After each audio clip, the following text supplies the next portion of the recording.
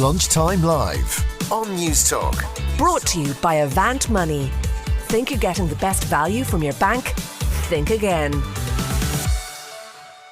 Over the past few weeks here on News Talk, we've been going green, but thanks to SSE Airtricity, which is Ireland's largest provider of 100% green energy. And today we are talking about sustainable fashion. Fashion journalist and a passionate advocate, I should say, for sustainability. Ruth O'Connor is with me here in studio. Ruth, good afternoon. Good afternoon. Thanks for having me on. Yeah, thanks a million for joining us today. Tell me about sustainable fashion and when you were kind of first made aware of it. Well, I suppose I started writing about sustainability and fashion about 14 years ago. And back then I felt like I was kind of like shouting into the ether, really, that, I mean, I could probably name on one hand the sustainable brands at that stage, maybe Ali Houston's Eden or People Tree, and now, thankfully, we have so much choice as consumers when it comes to opting for sustainable fashion the internet has really and social media has really powered that ability for consumers as well, in terms of platforms like Depop, shopping online for more sustainable brands and more sustainable edits. What is sustainable fashion? Like what makes, say, My Top qualify as being a sustainable piece? Well, I suppose if you think about the word sustainability in its essence, I mean, it's about something that is, capable of being sustained environmentally, so the fashion business produces a huge amount of waste. It causes a lot of pollution. So even if we look at some basic statistics, we see that, we're buying 60% more clothing now than we did in 2000, but people are only keeping those garments for half the length of time they did then. 80 billion garments, Andrea, are produced every year by the fashion industry, and it makes up 10% of global emissions, which is even more than the shipping and aviation industries. So you can see that there's an issue here, and that, that's not sustainable in environmental terms, and that we need to kind of slow down our consumption, our production, and also the use of raw materials. So how can one of the most sustainable ways to consume fashion is to kind of use what you already have. Use what's already out there in the system already, maybe that's by buying second-hand, buying vintage, repurposing the clothing in your wardrobe, buying better items of clothing that might cost you a little bit more, but that you'll actually have for longer, and that will become cherished parts of your wardrobe. When you mentioned the stats there as well, Ruth, just a moment ago, you talked about people only keeping the clothes that they buy for, what did you say, half the period of time? Half the length of time that we did in 2000. Yeah. So in the space of 2 decades, the whole cycle of fashion consumption and waste production has speeded up to an enormous extent. So where are they just throwing them out, like? That's a very complex issue. So one of the main problems with the fashion supply chain is not just in the production of the garments themselves, but actually what happens to them afterwards.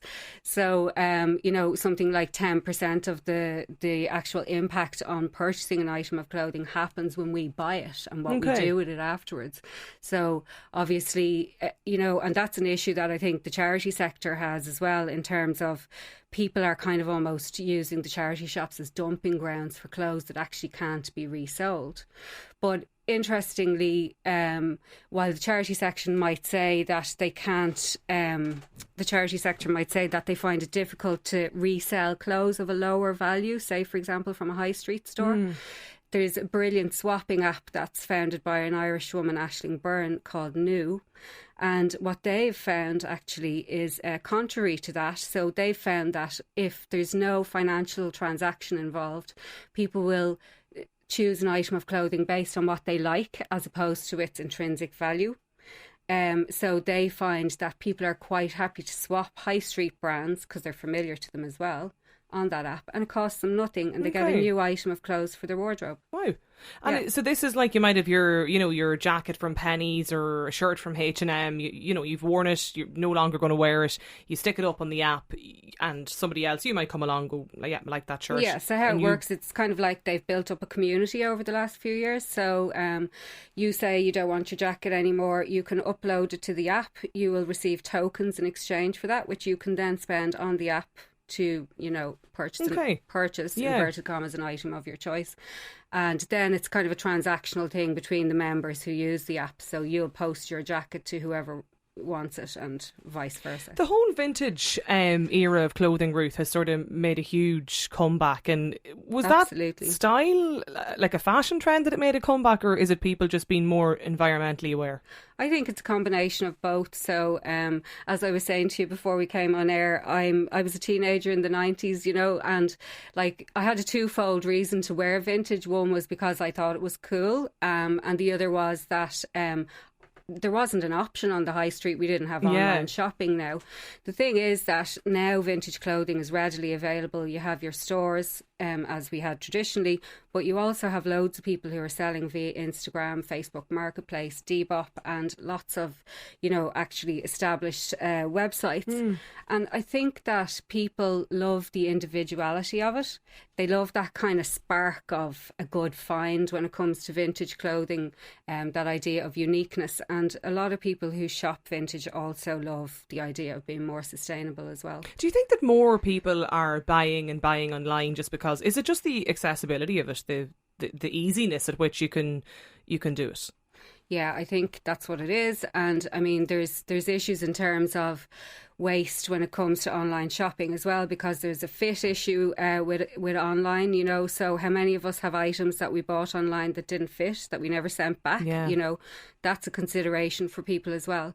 But what's really lovely in terms of sustainable fashion at the moment is that a lot of online brands and large multinational retailers are working with they're working with bodies in the sustainable fashion area to try and make shopping online more transparent for consumers and easier for consumers who want to purchase sustainable items. What's your advice to maybe people listening to us today and they're thinking, do you know what, I want to make a little bit more of an effort now to be environmentally aware and go green and all of that?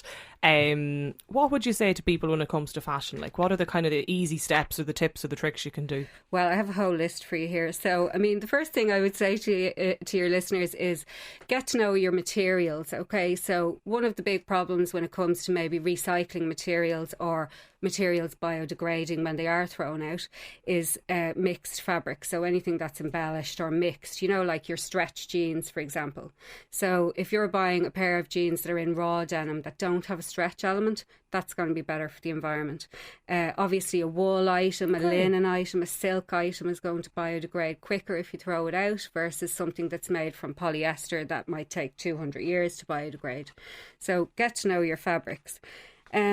You know, I know not everybody is crafty, but consider the idea of upcycling or repairing your clothes, keeping your clothes in good condition.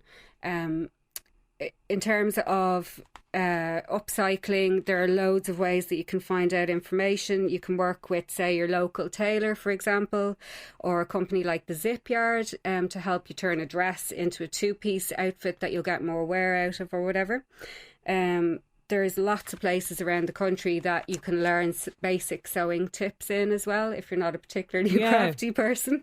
And maybe I can share that list with your readers after the show.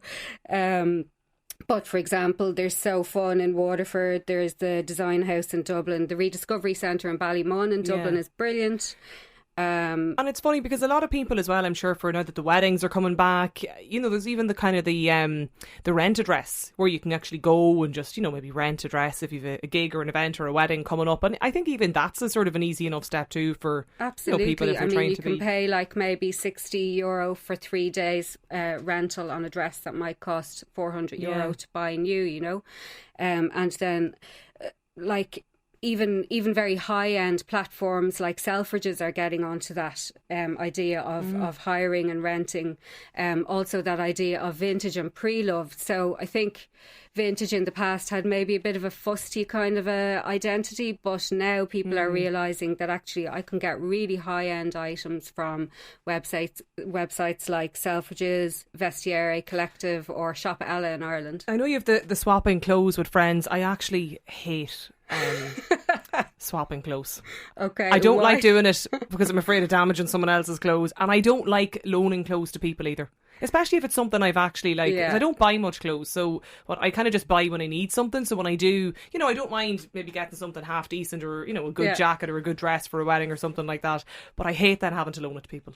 I know there's friends probably listening to this now thinking we won't ask her again. But anyway, we leave it there for the moment. Ruth O'Connor, fashion journalist. Thanks a million, Ruth, for joining us here on News Talk on Lunchtime Live this afternoon. It's all part of our News Talk Goes Green campaign. We'll be back in just a few moments. Lunchtime Live on News Talk. Brought to you by Avant Money. Think you're getting the best value from your bank? Think again.